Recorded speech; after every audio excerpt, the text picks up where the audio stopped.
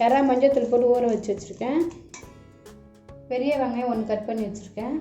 இஞ்சி 1 spoon, garam masala 1 spoon, பச்சை மிளகா ஒரு 2 அரைச்சி வச்சுருக்கேன். கொத்தமல்லி, கறிவேப்பிலை சிறிதளவு. கடலைப்பருப்பு 200 ஊற வச்சுருக்கேன். நல்லா ஊறி இருக்குது. நல்லா 2 ஹவர் ஊற வச்சுருக்கேன். இப்போ அரைச்சி எடுத்துக்கலாம் வாங்க.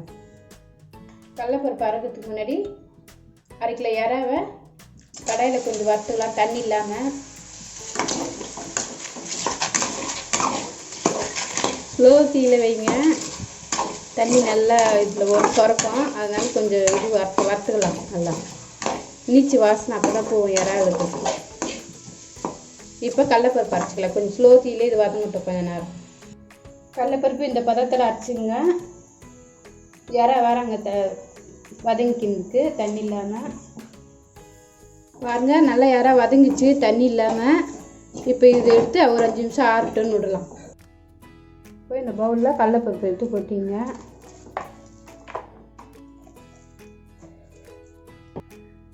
வெங்காயம் போட்டுங்க.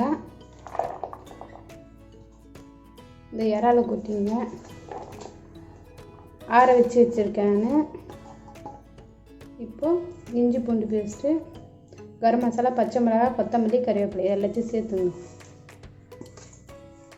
இது தேவையான அளவுக்கு உப்பு போடலாம்.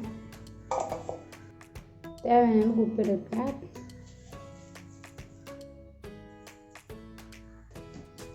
போட்டு நல்லா மிக்ஸ் பண்ணிங்க.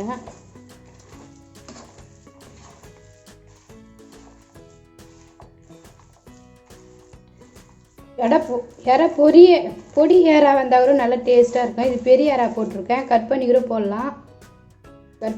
போடலாம் இறாவை. நான் முழுசாக தான் போட்டிருக்கேன். இன்னும் பொடி இறா வந்தாலும் இன்னும் நல்லாயிருக்கும்.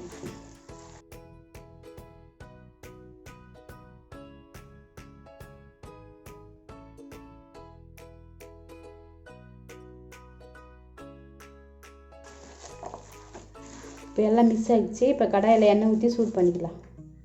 இப்போ எண்ணெய் ஊற்றிலாம்.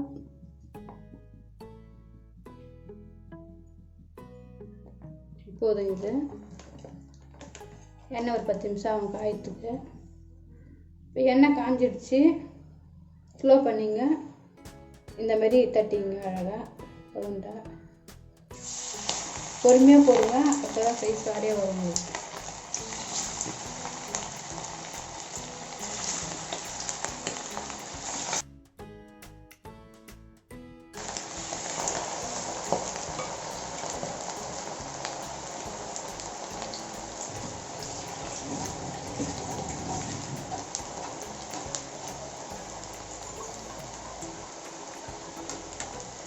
மீடியமாக வச்சுங்க அடுப்பை. ரொம்ப ஸ்பீடெல்லாம் வச்சாதீங்க, அப்புறம் கறிடும்.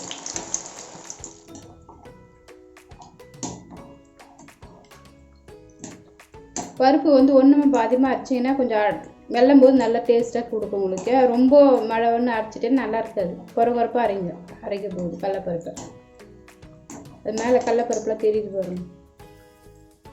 இப்போ இது ரெடி ஆயிடுச்சு. இப்போ இது எடுத்துக்கலாம். இறால் வடை ரெடி ஆயிடுச்சு. பாருங்கள் எவ்வளோ சாஃப்டாக இருக்குது. கடலைப்பருப்புலாம் மேலே தெரியுது பாருங்கள். அதுமாரி மாவு அரைக்கும் போது நீங்கள் இறா எவ்வளோ அழகாக வந்துருக்கு பாருங்கள். அதுக்குள்ளே எத்தனை இறா இருக்குது பாருங்கள்.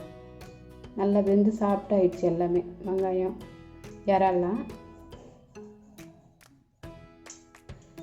இந்த வீடியோ உங்களுக்கு பிடிச்சிருந்தா லைக் பண்ணுங்கள், கமெண்ட் பண்ணுங்கள், சப்ஸ்கிரைப் பண்ணுங்கள், மறக்காமல் பெல் பட்டன் அழுத்துங்க.